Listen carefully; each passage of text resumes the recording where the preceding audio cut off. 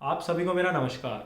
दोस्तों, नाबार्ड का veg revision हो चुका है और इसकी जो सैलरी है वो वेज रिवीजन के बाद कितनी होगी ये हम इस वीडियो के अंदर देखेंगे। क्योंकि जस्ट ये सैलरी स्लिप अभी आई है वेज रिवीजन के बाद, तो एकदम ये ऐसा वीडियो है जो अभी तक शायद किसी चैनल पे यूट्यूब पे नहीं डला है। क्योंकि आफ्टर वेज रिवीजन नाबार्ड की कितनी सैलरी होगी ये अभी लोगों को पता ही नहीं है। तो ये एकदम कल ही हमने एक जने से सैलरी स्लिप ली है। हालांकि ये जो सैलरी स्लिप है इसके अंदर 6 इंक्रीमेंट लगे हुए हैं, क्योंकि जिसने नाबार्ड ज्वाइन किया था तो उसको 5 साल हो चुके हैं और एक इंक्रीमेंट उसका जेआईबी का लगा है। तो आफ्टर 6 इंक्रीमेंट ये नाबार्ड की सैलरी है वेज रिवीजन होने के बाद, जो अभी रिसेंटली वेज रिवीजन हुआ है। तो इसमें लगभग 6 इंक्रीमेंट लगे हुए हैं। अपन नाबार्ड ग्रेड ए की सैलरी स्लिप वाला पार्ट स्टार्ट करें उसके पहले मैं आपको बताना चाहूंगा कि अगर आप में से कोई भी आरबीआई से भी नाबार्ड इनकी तैयारी करना चाहता है, क्योंकि इनके जो रेगुलेटरी बॉडीज के कोर्सेज हैं उसके लिए आई एग्जाम भी बहुत फेमस है। क्योंकि उनकी सबसे खास बात तो ये है उनकी कि उनकी जो फैकल्टी है वो ज़्यादातर उनमें से या तो आरबीआई में जॉब कर चुके हैं, या कोई सेबी में जॉब कर चुका है, कोई नाबार्ड में कर चुका है, या कोई एक्स बैंकर है। तो मतलब उनको पूरी नॉलेज रहती है कोर सब्जेक्ट की कि वहाँ पे किस तरीके के क्वेश्चंस पूछे जाते हैं, कैसे इंटरव्यू राउंड्स होते हैं। तो आप हमारा कूपन कोड वहाँ लगा सकते हैं, कपल बी करके, COUPLEBEE। ये कोड आप लगा सकते हैं तो आपको वहाँ पे एडिशनल डिस्काउंट मिलेगा उनकी साइट पे, अगर आप उनका कोई कोर्स परचेज करना चाहते हैं।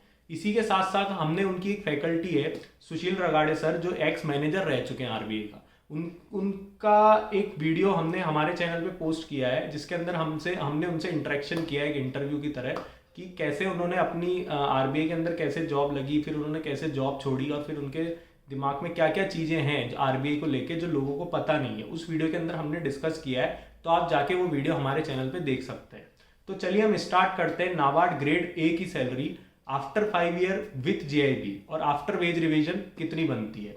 सबसे पहले इनकी सैलरी स्लिप के अंदर लिखा रहता है डिस्क्रिप्शन करके, जैसे अर्निंग और डिडक्शन लिखा रहता है, इनके अर्निंग वाली साइड भी और डिडक्शन वाली साइड भी ऐसे ऊपर नीचे होता है। तो उसके अंदर इनके डिस्क्रिप्शन लिखा रहता है, तो उसमें बेस सैलरी टर्म होता है, इनके बेसिक सैलरी नहीं रहता है, बेस सैलरी टर्म रहता है। तो बेस सैलरी इसके अंदर है 60,200 यानी 60,200 रुपीज। उसके बाद डियरनेस अलाउंस के इनको मिले 30,378 यानी 30,378 रुपीज। फिर एलसीए ब्रैकेट में सीसीए करके यानी सिटी कंपनसेटरी अलाउंस है, इसके इनको मिले 3,010 यानी 3,010 रुपीज। उसके बाद ग्रेड अलाउंस के इनको मिले 6,250 यानी 6,250 रुपीज। और स्पेशल अलाउंस के इनको मिले हैं 11,000 यानी 11,000 रुपीज। उसके बाद एलसीए ब्रैकेट में एससीए करके लिखा है, इसके इनको 500 यानी 500 रुपीज मिले हैं। फिर एलसीए ब्रैकेट में एफए करके इनके लिखा है, उसके 2,408 यानी 2,408 रुपीज मिले हैं। फिर स्पेशल परक्यूजिट अलाउंस के इनको मिले 6,077 यानी 6,077 रुपीज। उसके बाद एसपीए सेस करके एक है, उसके 243 यानी 243 रुपीज मिले। फिर लर्निंग अलाउंस के 600 यानी 600 रुपए मिले।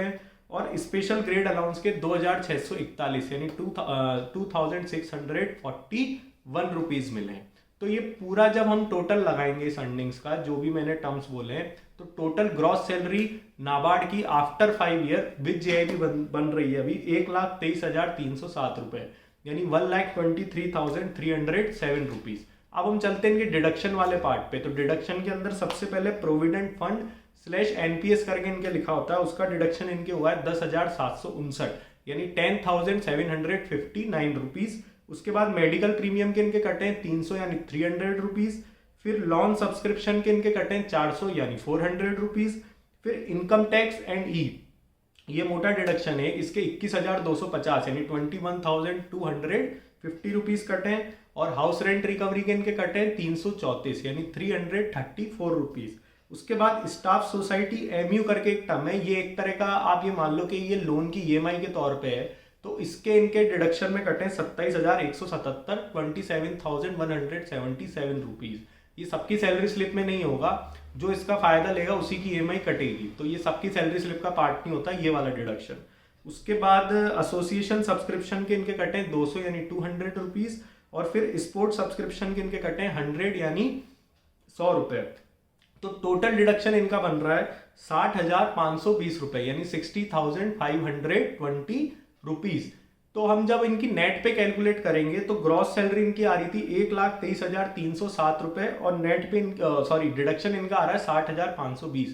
तो ग्रॉस सैलरी में से जब हम डिडक्शन माइनस करेंगे तो नेट पे इनकी बन रही है 62,787 यानी 62,787 रुपीज।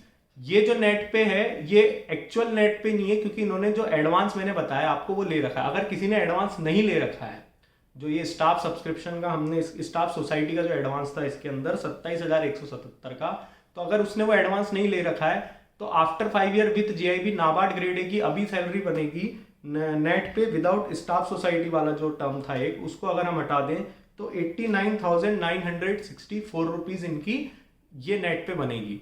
तो दोस्तों ये हमने कोशिश करी आपके सामने नाबार्ड ग्रेड ए की आफ्टर वेज रिवीजन पहली सैलरी स्लिप लाने की।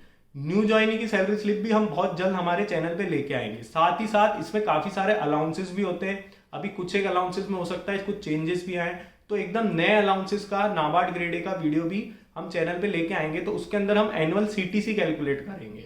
साथ ही साथ मैं आपको बताना चाहता हूं कि LIC डबल एओ का नोटिफिकेशन सुनने में आ रहा है कि बहुत जल्द आने वाला है। इसको लेके हमने LIC ADO की जो सैलरी स्लिप बनाई थी उस वीडियो में हमने बोला भी था कि दिसंबर तक इसका नोटिफिकेशन आ सकता है या जनवरी की स्टार्टिंग में। तो मैं आपको बताना चाहूंगा कि अगर आप LIC डबल एओ के एग्जाम पैटर्न के बारे में या जॉब प्रोफाइल के बारे में जानना चाहते हैं तो हमने उसके 2 वीडियो बनाए। एक के अंदर हमने एग्जाम पैटर्न, एजुकेशनल क्वालिफिकेशन और एज के बारे में बताया, और दूसरे वीडियो के अंदर हमने LIC के जो वहाँ पे जॉब प्रोफाइल वगैरह होती है, वर्क एनवायरनमेंट होता है, उसके बारे में बताया। तो आप दोनों वीडियो को देख सकते हैं और अपनी तैयारी स्टार्ट कर सकते हैं।